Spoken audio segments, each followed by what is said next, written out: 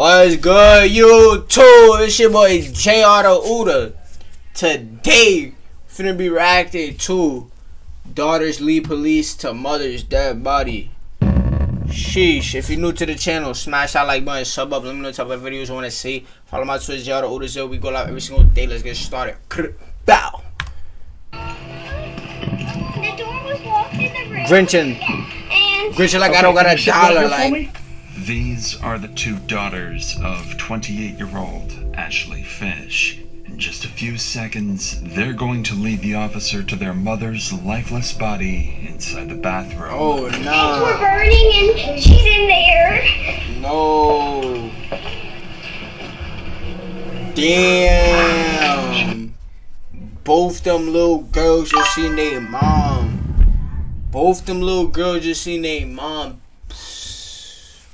That's sad right there. And as the oldest daughter bravely guides her siblings to safety... I'm gonna go to Walmart, I'm gonna join back. I bet, Ty. Safety, my boy.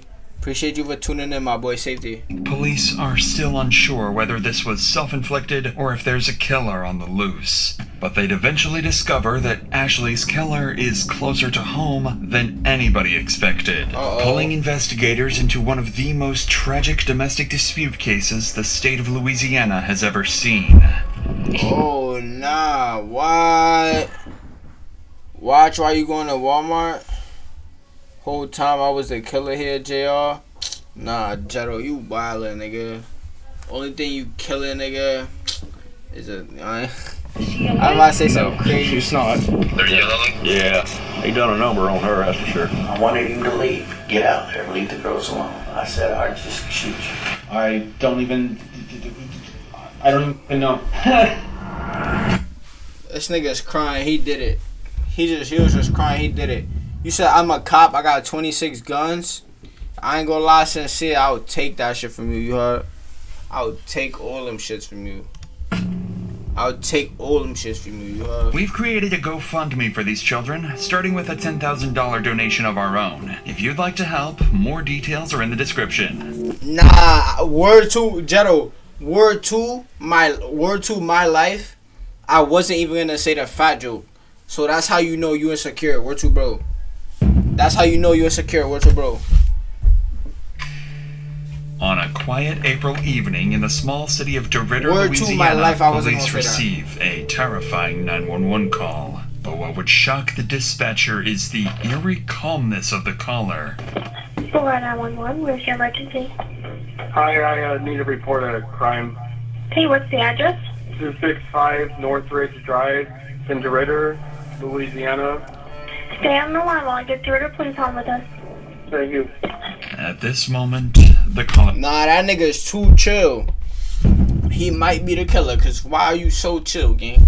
hangs up, leaving officers worried he might be in immediate up. danger. Officer Josh Stanford rushes to the reported address, unaware that he's only moments away from discovering a scene more disturbing than he could ever imagine. Of course you get more hoes than me, gang. I got a girlfriend. I get no hoes. I get no hoes. I have a girlfriend. You alright, babe? The door was locked in the room, and... Okay, can you sit right here for me? Yes. Is anybody in there? No, my sisters are inside right there. Okay. And we got my mommy. The eggs were Damn, it's all these kids, gang. Nigga did that in front of all these kids. He's wildin'. She's in there. Okay, y'all come in here. Come right No, here. I don't want to go. Come here, stay in here, stay in here. Shh. 254 City. The woman has a single bullet wound to the right side of her head and appears to have been dead for some time. Oh Yet my the male gosh. caller is nowhere to be found. But then the officer remembers there are still 4 young girls nearby who have just lost their mother. Facts. Come here! Come here! 4 girls just lost their mother, gang. Come help me! 4 Come little help me! girls, that's Do you know crazy. these children? This story wild, this stupid, Okay. crazy, gang. This bad. Like Maddie. You got parents here? Yes. Huh? Can you take them to a secure place for me? Was there anybody else here, baby? I don't think so. I don't know. In an unimaginable act of courage, the eldest daughter guides her younger siblings to safety, leading them to the neighbor's house. The neighbor bravely takes in the 4 traumatized children, who would later turn out to be instrumental to the investigation. Officers head back inside to I try ain't gonna lie, they definitely they might not know who was in the crib chat, but they might not know who was in the. I'm a TP though. Bro, Jetto, stop bugging. They might not know who was in the crib, but they definitely know like who might have been there that day, something like that. locate You know. the caller, completely unaware that he's the one who pulled the trigger. Facts. That's what I'm saying. Is there one victim or 2? I'm at Northridge. So you do I knew it was that nigga. He's too chill. So we need to clear the He rest called of the cops and left. I'm Like, under the you impression there was a stupid, male bro. here too. He's so dumb. City police! Hey, city police. Go right. Police department! He's way too calm, man. See, when the glass was on the phone with him, I was under the impression there was a male subject that had been shot. Look out in the backyard. What's that? I smell. The eggs were burning. Oh, they cook. Oh, okay. Where's she at? She's in that bathroom. Oh, here. Everything else cleared? Everything else is clear. Officers You said I would've been find using no one else that. inside, leaving. I would have been using that GT. I would have knew I was guilty. He calling the cops and shit. I would have left. Nah, yeah, facts. I ain't gonna lie. If you know you did a crime, gang, why you even still on the scene? Them still in the dark. About Why you even calling the cops? You called the cops on yourself. Like, you're silly. who the caller really is. Buddy, silly. They'd further look into the victim's injuries and quickly realize there was almost no imminent struggle, leaving officers questioning whether the injuries may have been self-inflicted. But before anything else, they still need to identify the victim. And this is when the officer would make a devastating discovery. One that would turn this into a far more personal case. I didn't want to wait till you got here before I started trying to find an ID or anything. Let me. Hey, you want me to turn the stove off? Yes.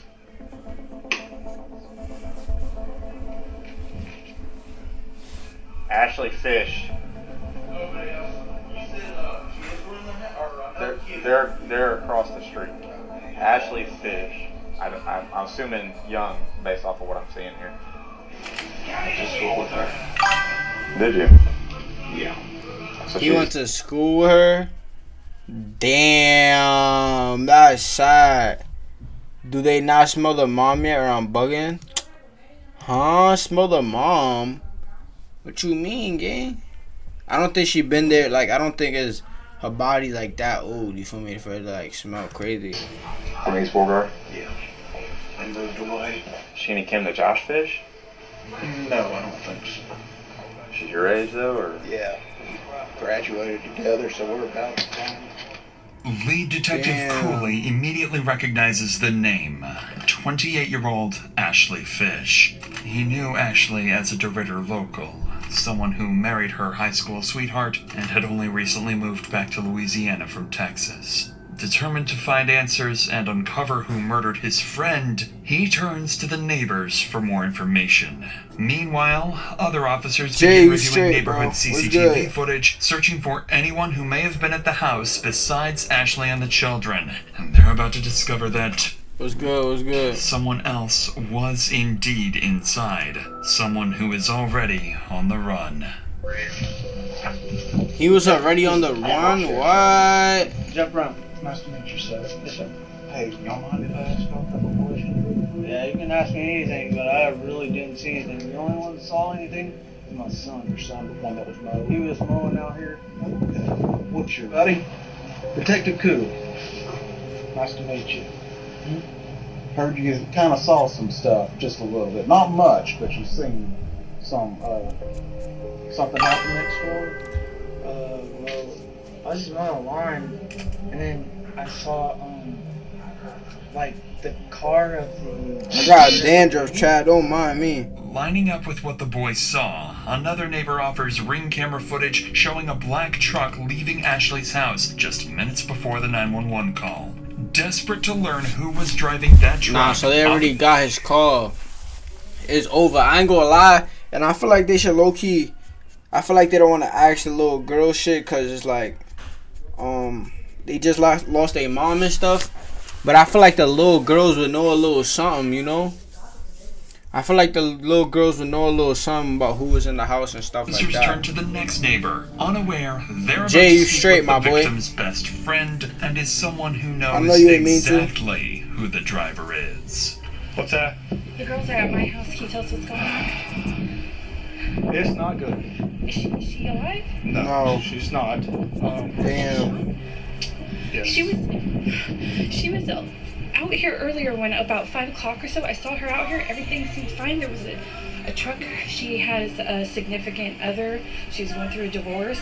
And they're legally separated, but he was here. The black truck was here. Yes, ma'am. Do you think he shot her? Well, I can't tell you a whole Okay, lot. I got it. So as long as He the children definitely are safe did with it. you for now, we'll. I ain't gonna lie, he definitely did it. That nigga definitely did it, gang. That was the only call there. Come on. I know her. Oh gosh, I'm assuming that it was Tyler. Okay, Tyler was the person that was here. I don't know if that was his truck. He usually drives a black truck. And then her husband's name is John Fish. She would go on to identify their main suspect as 34-year-old Tyler Durachowski, Ashley's new boyfriend. Detectives immediately begin digging into his history, gathering anything they can find, and working to locate him as quickly as possible. But just as they're about to begin the manhunt, another 911 call comes in, and it's from the killer himself. Hi, I need to turn myself in to the police. Okay. I don't know how to do this. Are you wanted? Do you have an active warrant? No, I just committed a crime. Okay, what crime did you commit? I shot somebody. Okay, where are you located? I'm at Burke's Outlet in DeRitter. I'm in the parking lot, and I just am gonna wait here to get picked up. Okay. Oh, nah. This nigga's turning himself in. I ain't gonna lie, he's a W citizen. But you a bitch ass nigga, Tyler. You killed this girl in front of all her kids. You're dead ass, like, you should have been swallowed, my nigga. Real shit. Who did you shoot? A woman, Okay, what is her name? Ashley Fish.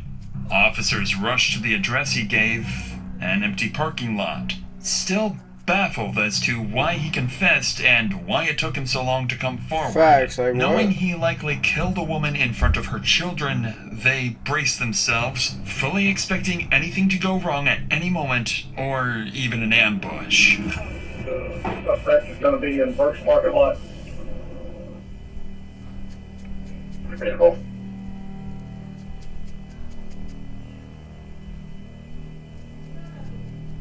Okay, so the easiest way to do this is sit down on your butt and just turn your legs in, okay? Simple. Understood. Would have had to catch me a hat word to. I ain't gonna lie, Jetto, you not catching shit but a burger, nigga. With the main You suspect catching burgers arrested, with like officers have these. no idea the investigation. Ew! Why would she even date a nigga like this? This literally look like this, chat. This look like Mr. Potato Head. Look. Let's look like this right here. Mr. Potato Head. Yo, these niggas are twins, mud. Nah. These niggas are twins. No bullshit. Oh, nah. Is moments away from taking another unexpected turn. When they search his vehicle, they find no weapons, but they do find multiple prescription drugs, vials of testosterone, and syringes. To their surprise, Tyler seems unusually calm for someone who just took a life, and it would quickly become obvious that this calm, controlled demeanor is part of a plan. A plan to get away with murder. If you're still comfortable talking to me, can you tell me a little bit about what happened out there? This woman and I got in an altercation last night. Things were kind of falling out between the two of us, just relationally, and I was getting ready to move back to Oregon. So she pulled out, she had a gun in her drawer. She loaded it and was pointing it at me. and we started fighting, and it went off. Tyler insists he shot Ashley in self-defense after she pulled the pistol on him, immediately complicating the investigation. Once he's brought into the station, officers realize... Nah. He low-key smart. He trying to get off with that self-defense. I ain't gonna lie. This information... But this nigga, I don't think that's gonna work, and you definitely did that shit on purpose. She got shot in the to the team at the scene, right side or left side of her head. Anything that might support his claim. And unexpectedly, they do find one piece of evidence in Tyler's favor. The murder weapon itself. Wow. Here's what I've got right now. I know you got a lot of information coming in. Cameron has got the suspect, Tyler Grabowski, Over at Park Terrace. He gave himself up without any problems. and he told y'all that he did it. Yeah. They see the hair in it. I've called in the serial number. It's gonna be a Smith & Wesson. She's been here for a minute? If I had to guess, I mean, she's still having some coming out of the wound. She's still pretty warm, and if I head up, I guess I said between 45 minutes and an hour and 20. Was that sitting right there? Yes. Alright, so once they run the script, we'll back out and we'll get a search warrant.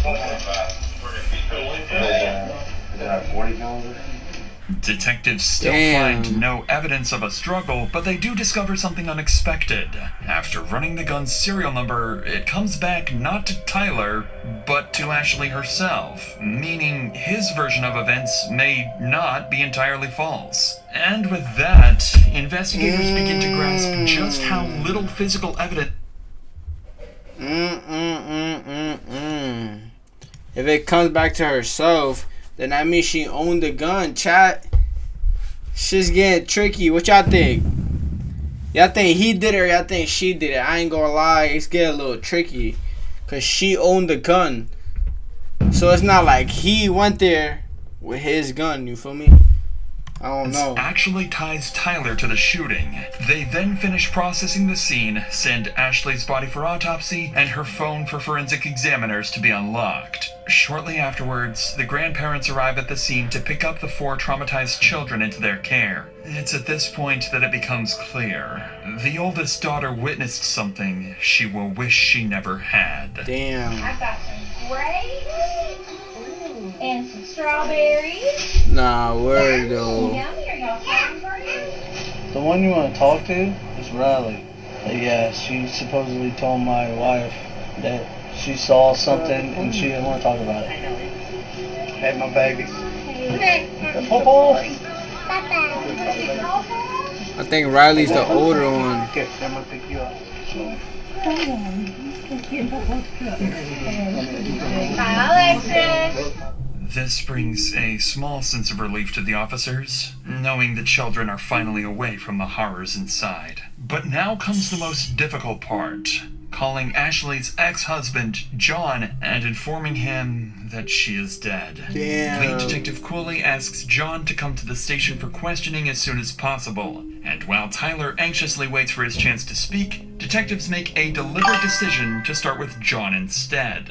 But This the shit is longer definitely Tyler crazy, waits, gang. the more agitated he becomes. And by the time they will finally sit down with him, he will snap. I've never had someone do that to me. I've never had someone get that mad at me that they load a weapon.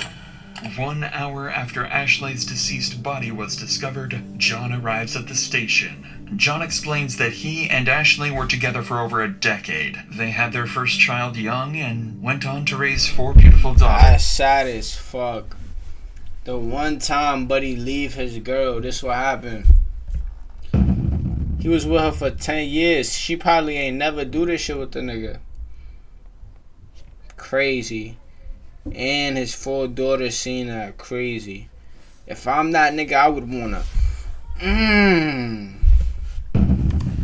For the detective, one question matters most.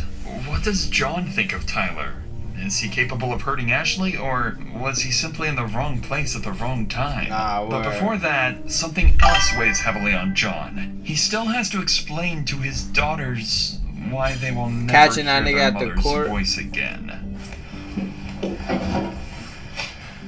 I just want to let them know that she's no longer with us. Mom's no longer with us, you know. She's an angel now. Yeah. The 6-year-old and the 4-year-old, they don't.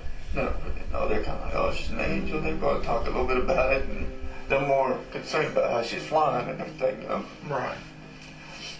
I don't know what she's seen, but that's got me real bent out of shape, you know.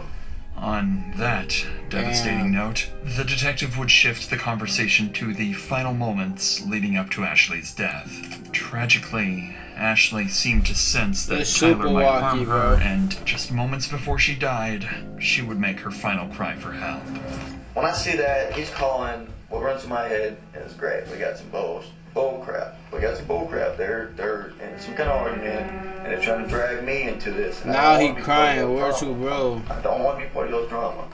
Nothing in the past has ever felt like there was anybody in danger. Talking to my kids. Kids never tell me anything's going bad around the house, so I'm not really feeling too. And through all this time, you know, I text back, I'm not trying to get in y'all's drama. That's when she texts, he won't leave, I know. As soon as I got that, when I actually looked and seen that he's not leaving, I called. She's like, hello. And the first thing I go, what's going on? He's mad because he's got to leave. And I said, are my kids okay? Are my kids safe? She said, yes. Because I was a little concerned, but I wasn't like super, I'm just ready for him to leave, but hung up. And then I texted her and said, talk to my kids, please, at 6:55. I just couldn't get a hold of her, and I was like, this is weird. This is just, you know, it was just odd. This is the moment. Damn. At 6:55 p.m., John lost all contact with Ashley, and with it, the hope of ever rebuilding a future with her. Also, low key, I feel like what made him snap is he probably seen the girl texting him. He probably seen the girl texting this nigga. I feel like that's what made him probably snap. Shortly thereafter, bro wouldn't leave though. Cooley that's wraps weird up his as hell, interview bro. with John, who has made one thing clear. Like I feel like Ashley if a girl seriously tell you to leave, not like no joking for me. Seriously tell you to leave for me. Go ahead, take it on the chin. The loving mother, get out of here. Incapable of harming take it on the chin. anyone, Get out of here. And she deserves justice.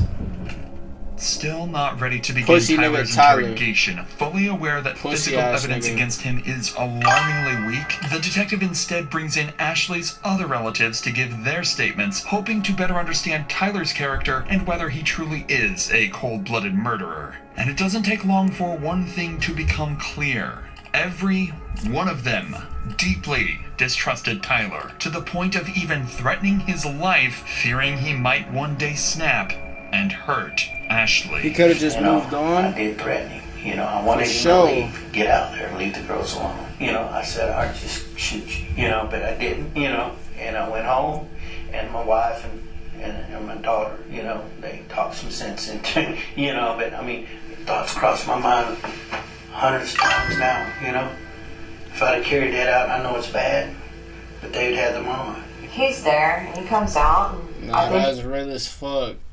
Nigga said if I carried that out, they would have had their mom. Nigga was about to do a hit. Why my shit not working? He shook my hand and I'm like, you know, hey Tyler, nice to meet you and whatnot. And he just goes straight in the door and picks up Ashley's guitar and goes and hikes his leg up on the damn trampoline and starts looking at the moon and playing guitar. And I'm like, Ashley, what the f*** is he doing? Can we just go inside? I don't want to hear this prick playing or something. You know, just something. He stops and he come over there to pull us apart. And I just rear back and punched him in the side of the head. And I had told her, he needs to go. You need to get this done and get it done. Damn. Niggas punched him in the side of the head? Did you just hit the soundboard?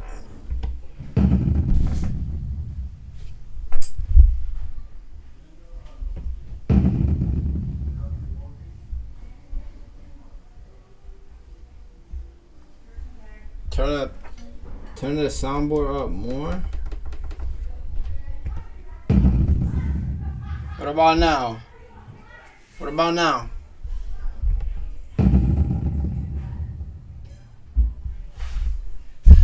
Say less.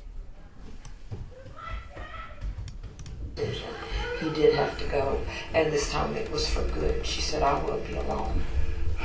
And then this other guy, and I talked with my wife about it. I said, I don't understand why somebody that supposedly has got their living already set. You know, they ain't even got to work for a living. I thought I was bugging. Seeing somebody that has 4 kids, he has no kids. I said, the only thing I can think of is maybe he's a damn.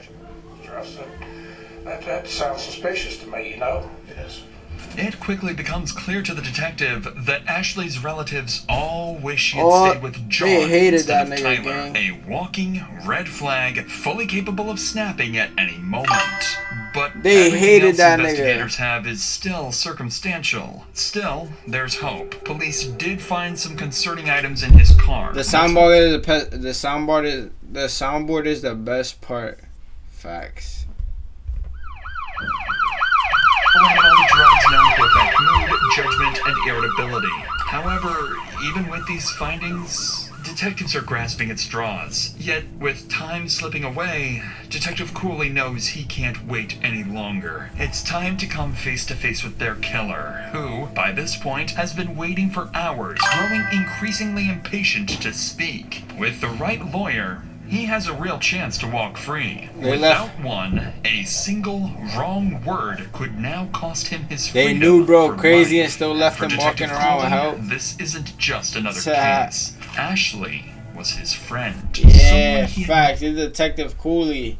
This the nigga that went to high school with Ashley. For years. He gotta. Now he has to sit across from the man who has already confessed to killing her. 75 for coordinates. Just help me keep everything on track. My biggest thing is I want to know who you are, because that's very important. We need to know who Ashley is. That's very important. It's not just the events of what happened tonight. It's the whole totality of the history with you guys, because that's going to help best explain everything that led up to where we're at. I'm gonna tell you that you remember the saying, "The truth will set you free." The truth will set you free in here. It's up to you. I can't make you. I would love to know. We would all love to know, just for the sake of you, and for the sake of Ashley, obviously. I mean, I feel like giving a statement just because I'm here. I don't know how long we'll wait for a lawyer to get here or whatever, but I just wanted to talk about what happened, tonight, so I don't know if that's, I think it's important, because right now we've got, obviously, I think I need to tell what happened. I left about 6 p.m. to... Hey, he's stupid. He about to fuck it up for himself.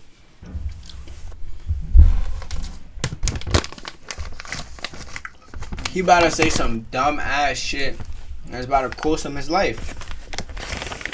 You simply ask for a lawyer because you don't know what the fuck. Realistically, you don't know what to say, bro. You gonna say some whole shit that gonna get you caught up. You feel me? The lawyer gonna tell you don't say shit, or tell you what not to say, what to say. Without the lawyer, you're cooked. You gonna say, unless you just smart. Unless you smart and know how to dodge questions. If not, you're cooked. I'm not even quite sure when it was when I called the actual police department and called 911. What I had left it as, there were 4 children in the house and a woman. From the outset, detectives suspect Tyler has a plan, and that turning himself in may have been his first step in trying to appear more innocent. And as the interrogation unfolds, that plan becomes crystal clear. Everything that happened that night was, according to him, Ashley's fault. The woman and I had an altercation with a loaded weapon. Staring contest? Nah, that's real. Never initiated violent contact on her like that. I'm not the one that pulled the gun. I don't have the gun.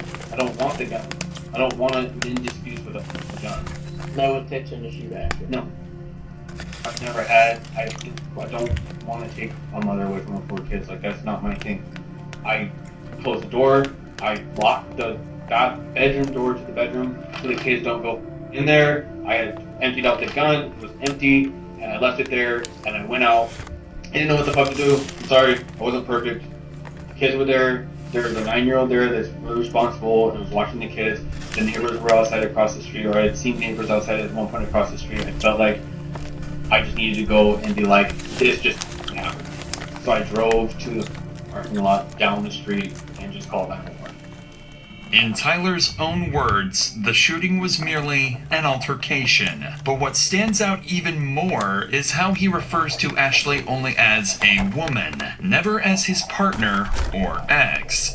Is that a red flag? Is that a red flag? Is that a red flag? Up until this point, Tyler has not shown any emotion when talking about Ashley, but detectives can sense something beneath the surface. Tyler avoids eye contact. He rambles, fidgets, and appears restless, almost like he's on the verge of a breakdown. At the moment detectives ask about Ashley's children, Tyler would finally crack. And she's got how many kids? 4 kids. Four. That's What yes. I was told. Yes. Okay. Do you know their names and ages? Yes. Yeah.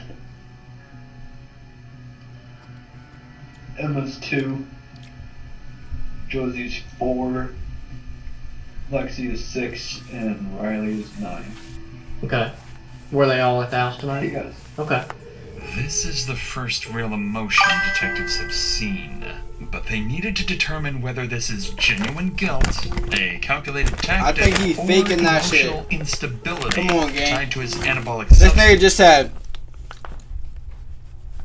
abuse. Aware that Tyler could shut Fuck down the is interview that? at any moment, Detective Cooley He can't grows handle more pressure? cautious, so he starts carefully probing Tyler about any problems in his relationship with Ashley, and this is when Tyler would slip up. I was married for 5 years, and I felt like a man of honor, and I had a ring on, and I was proud of it. I was proud to be married. I was proud to be a good husband, and I fell into this weird relationship that I never wanted, to be in. I've never wanted to be a part of, and I just went down this road that I just kind of felt like I could never escape from. I was like drowning in it, So I'm just like. you went into a relationship that you never wanted to be in. My nigga, ain't nobody forced you, man. I don't think nobody forced you into this relationship, my boy. You a grown ass man. I was able to. You got all these muscles, Morgan, gang. It went through in just a couple months, and it was finalized and it was done. Her thing has been a year. Right. It takes a year for them to do the separation process and everything, and so we've just been kind of in that whirlwind of back and forth with everything and stuff. And I've thought about leaving multiple times. I've wanted to leave multiple times just because it's kind of too much to just take. Being like, am I taking this woman away from? Am I taking this man away from 4 kids, like his 4 kids, whatever? I felt a lot of guilt in my life in this relationship. According to Tyler, he felt guilty and was planning to walk away from the relationship. But detectives already know this isn't true. Ashley's ex-husband has already shown investigators messages in which she repeatedly complains that Tyler overly refused dumb to shit. leave. Additionally, detectives uncovered love letters Saying overly dumb shit. Cause this nigga didn't even want to leave the crib. Facts, I just remembered about that. exchanged between Tyler and his ex-wife. Proof he wasn't trapped at all. To my love, by the time you see this letter, you're miles away from me. Don't be mad. I hid one last love letter in your things. You defeated the world to get to me. I'm never going to forget about you. Don't forget about me. I hope you're ready for when we meet again. It's clear to the detectives that Tyler left his marriage by choice and could have gone back at any moment. So Detective Cooley would push further into the dynamics of their relationship, asking whether things had ever turned abusive. It's at this moment that Tyler's mask would slip, revealing a deep insecurity about his masculinity and a resentment towards Ashley he could no longer hide. Has it ever become physical? Has she ever hit you, struck you? What time you get out? Slapped you? Slap. W Mins, what time you get out? Just gonna slap with things, shoes or something like that. She's hit me with shoes and stuff. Out of anger? Frustration, yeah. She hits you hard? I mean, just I don't want to sound like a D. I mean, she just slapped me with her slippers. We're talking about it's kind of like that across when she was mad about something. Yeah. Okay. So, the way I picture is if my wife's agitated with me or aggravated. 12 a.m. Chicago is 1 for me, right? Are we saying something like that, or are we saying she aggressively No, pops you with something. I'm saying middle ground of that, just kind of pissed about something. But that's how she reacted to it. But she wasn't overly I'd never seen a level of aggression to this before with the gun. I don't know where that came from. I have no idea. I've never seen her do anything, pull any shit like that ever. I didn't even know she could. But now, Tyler would inadvertently reveal something far more disturbing about himself. As part of their custody agreement, Ashley wasn't allowed to have anyone stay overnight, including Tyler, a rule he knew very well. And as soon as their relationship began to fall apart, Tyler's first instinct was to expose that violation to her ex-husband, knowing full well it would cost Ashley custody of her children. And so our relationship was really falling out here, and I threatened to You tell him already the must truth be when I was high. getting ready to leave. I was going to call her husband and be like, I have to spend the night. Who the fuck?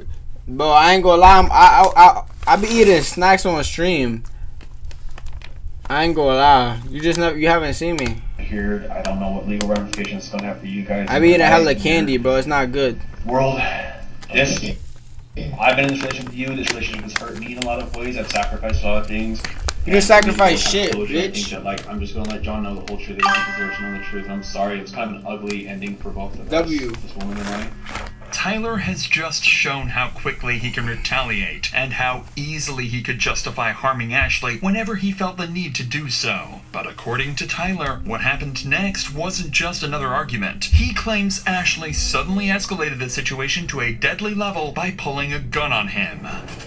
She has a loaded gun, or she has a gun in her drawer next to the bed, and I was in the bedroom talking with her, and she loaded her gun and cocked it back and basically told me that she wasn't going to let me call and tell. And so this just went to like 1,000, like 0 to 1,000 in like one blink of an eye. I'm like in the bedroom talking with her, having a normal conversation, and she's like loading a gun in front of my face, and she has a pistol.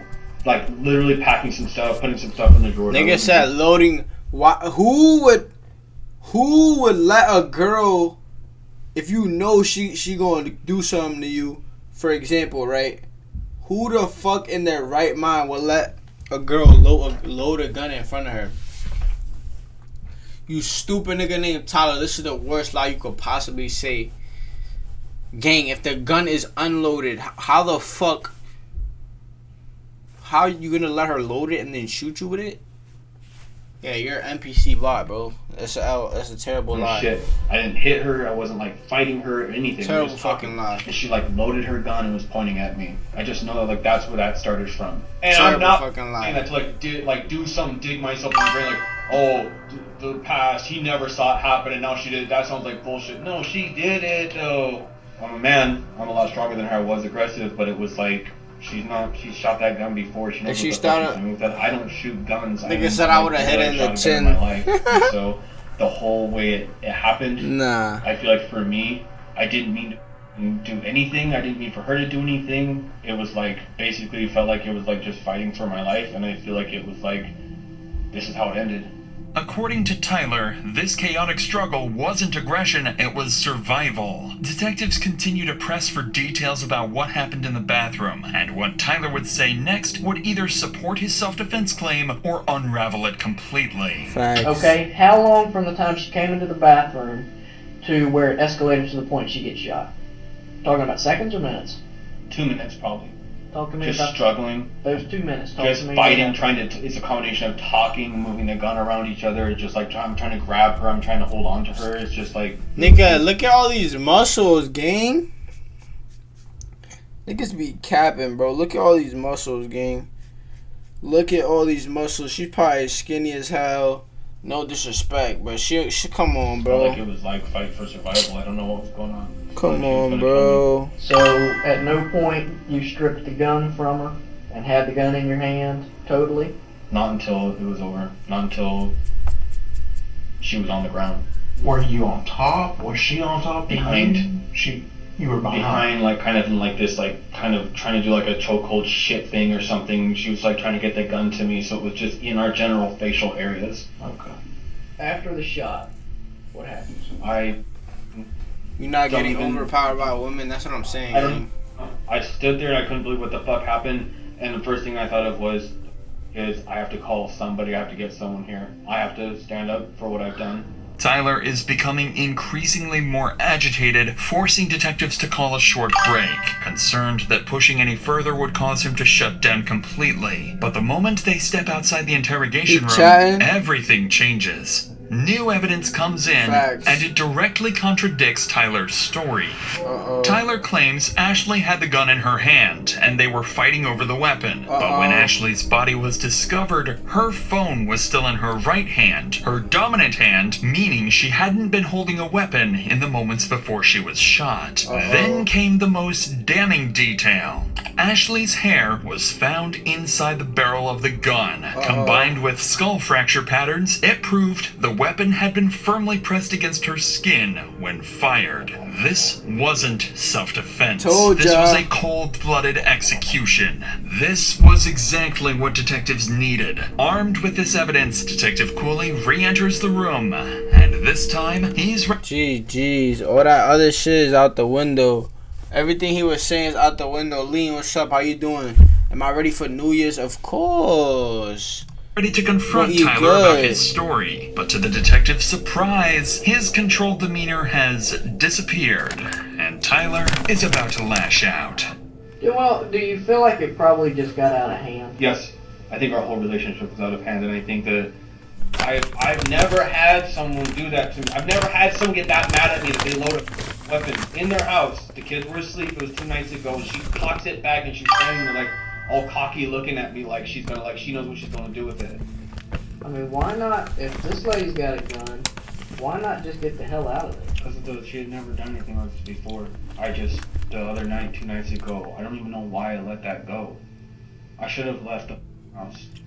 I guess, is it fair to like say I was afraid for my life though? Yes. Like, is that fair to say that? I mean, I feel like the cop out there was like, "You're a big dude," and I feel like it's not fair if it's like, "You look like you could handle yourself. You could have just like punched her in the face or like kicked her or something or like done something." And I'm like, I don't know, man. One bullet goes off and you're fucked. Yeah. So I just felt like it was like, for me, it's not about that. This nigga's chatting, bro. This nigga's a bitch. Wurzel, bro. It was a fight for literally like I don't know what the fuck she's gonna do. She threatened me that night, so now I'm just like, I don't even know. It just feels like it was an accident. I didn't try to murder anybody. I didn't try to kill anybody. I want to hear what they say when they tell him the news. They better tell him the news. Watch. Know that it's not good. I know that.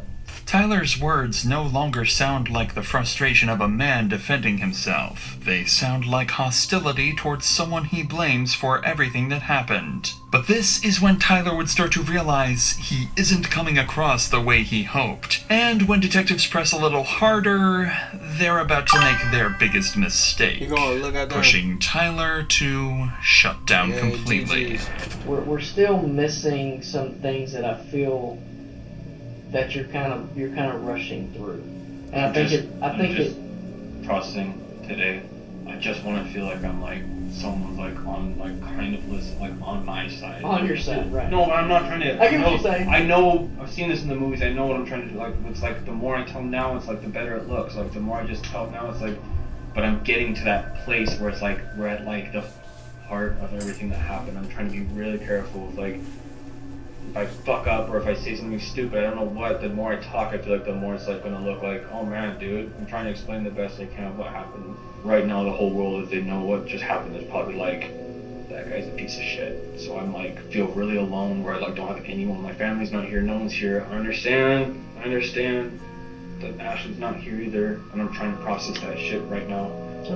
But what we're going to do is we're going to refrain from any more questions. Understood. If you feel compelled to re-engage or say anything, you are more than welcome. You know, I appreciate you guys being patient with me. I know you guys got to do this with people and stuff, and I'm not trying to tell you guys I don't want your counsel and I don't want to tell more and more and more. I just feel like I'm at that point looking at that piece of paper when I told you I want to be able to tell someone. It's like, I'm kind of like sitting here going like, I hear what you're saying, maybe don't say anything, maybe some counsel. I know you guys are counseling me right now and I'm appreciating it, but I need someone else. It just feels like it's like, does this, man? It's at this point that Tyler refuses to answer any more questions until his lawyer arrives. But with the evidence stacked against him, Tyler would ultimately be charged with second-degree murder and 4 counts of child abandonment. He would go to trial maintaining that he acted in self-defense, but the state's case would be overwhelming. Tyler would be found guilty on all charges and sentenced to life in prison with no chance of parole. Ay, ay,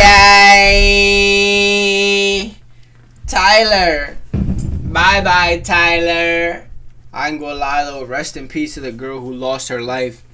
You too, man. If you like this video, do me a favor, smash that like button, sub up, follow my Twitch, JrTheOota0. We go live every single day. Appreciate y'all for watching, man. I'm out of here. Deuces.